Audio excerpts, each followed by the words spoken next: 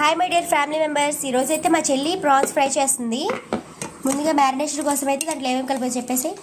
First రొయ్యలు నీట్గా కడుక్కున్న తర్వాత ఉప్పు, కారం, పసుపు, ధనియాల పొడి, గరం మసాలా, తర్వాత పచ్చిమిరపకాయ కట్ చేసుకొని కొంచెం కరివేపాకు వేసుకొని బాగా మ్యారినేట్ చేసుకొని ఒక గంట సేపు పక్కన పెట్టుకోవాలి.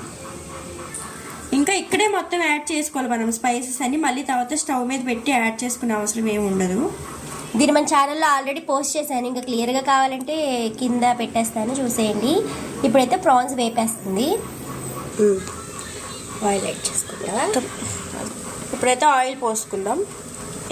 ఆయిల్ కొంచెం హీట్ అయిన తర్వాత జీలకర్ర కొంచెం వేసుకోవాలి. తర్వాత మనం మ్యారినేట్ చేసి పెట్టుకుందాం కదా, ఆ రొయ్యలు మొత్తం వేసేసుకొని చక్కగా ఒకసారి కలిపేసుకొని ఉప్పు ఏమన్నా అడ్జస్ట్ చేసుకొని మూత పెట్టేసుకొని ఒక 15 నిమిషాల తర్వాత చూస్తే రొయ్యల వేపుడైతే రెడీ అయిపోతుంది. చాలా ఈజీగా తక్కువ నూనెతో ఫ్రై, చాలా చాలా టేస్టీగా ఉంటుంది. ఇది మా ఇంట్లో మా ఆయనకి చాలా చాలా ఇష్టము. అన్నంలో కూడా కలిపి చూపిస్తాను చూడండి.